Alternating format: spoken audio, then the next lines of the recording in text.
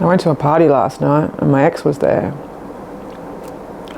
We had a relationship about 20 years ago, a long time. I didn't know it at the time, but I could see it afterwards. It was extremely toxic. Like, I'm not saying he was toxic, I'm not saying I was toxic, I'm saying our behaviours together were extremely toxic. We'd drink, sometimes just for a night, sometimes for days. So we'd have these arguments. Gosh, the hate that would come out of his mouth, it was disgusting. And me being an angry little fucker, I'd match it, and I'd lash back, and I'd say nasty things, and that's what we did. And then we'd make up and get sober, and then we'd do it all over again. We did that for about 2 years, in amongst leaving each other and saying bye. But yeah, two years. He's always remained in my life. We've tried to be friends, and rightly or wrongly, that's what we've done. Like, sometimes we would catch up and sleep together, as people do sometimes. So the last time I saw him in person was about 5 years ago, in 2019. When we did catch up to have a bit of fun, he came and saw me for a week, and before the week was out, we were arguing. Well, before the first day was out, we were arguing. And it felt so the same. Even at that point, it had been 15 years, and he was just remarkably the same man. It's just like, how have you not changed more?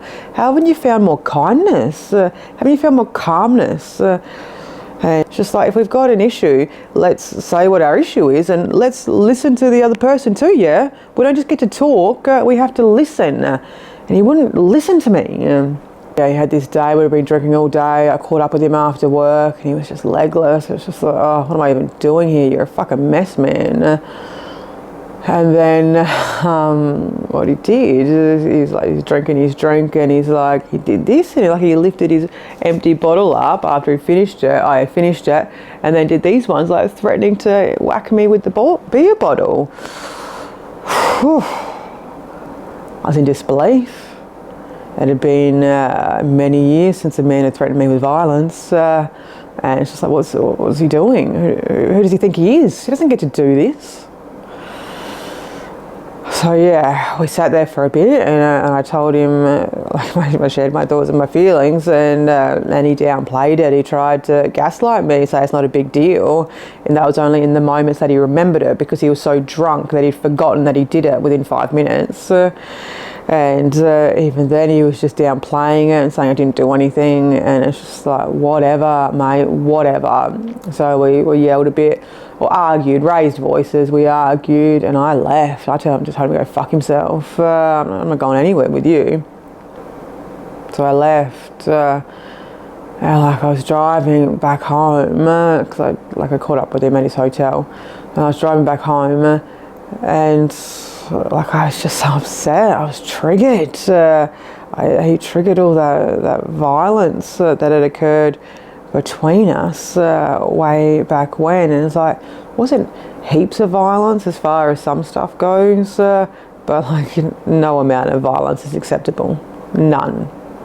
Zero. And he triggered it, and I just hadn't been in that world for like 15 years. No one had threatened me with violence. How can people be so mean? How can people think that behaviour is okay? It's not okay. So yeah, I sort of licked my wounds and tried to deal with that.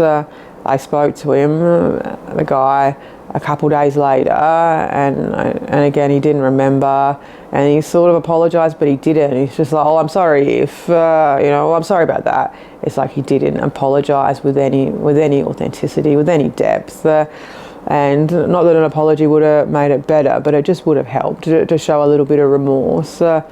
And so after that, like, I'm just like, mate, I'm done with you. If this is who you are, if you're still that same guy that you were 15 years ago, like, I want nothing to do with you. Like, you can be all stagnant if you want, and you get to choose to live however you want, and I get to choose to say, stay the fuck away from me. And so yeah, I told him that, and I blocked him, and I didn't have any contact with him for a year. And something inside me made me reach out to him a year later. Doesn't really matter what it was. It was the right decision to reach out. Like, I don't regret that.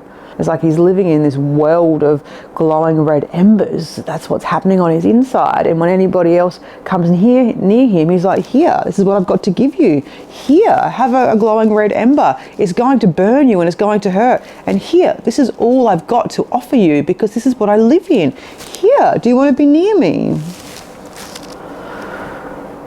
So, last night,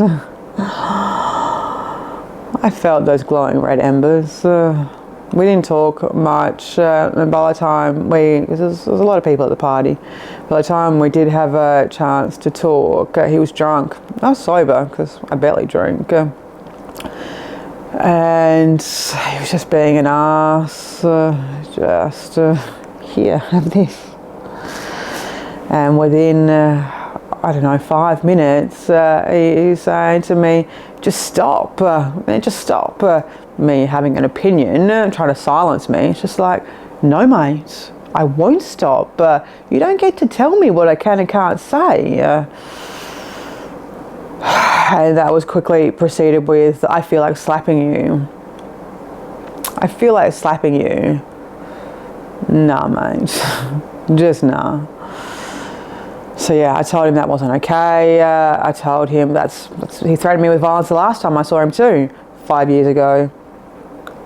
And I walked away. I'm not doing this. And it just made me think, like, what did I ever see in him? Like, why did I ever want to be near him? Why did I ever let him touch me?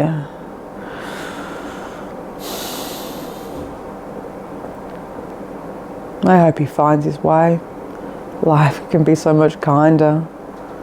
But he doesn't know that yet, because he's never lived it.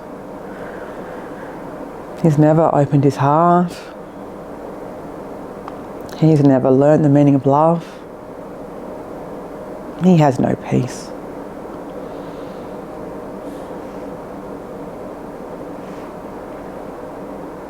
I hope he finds his way. My way. It's far away from him. I'm not going to let him burn me. No. Those days are long gone.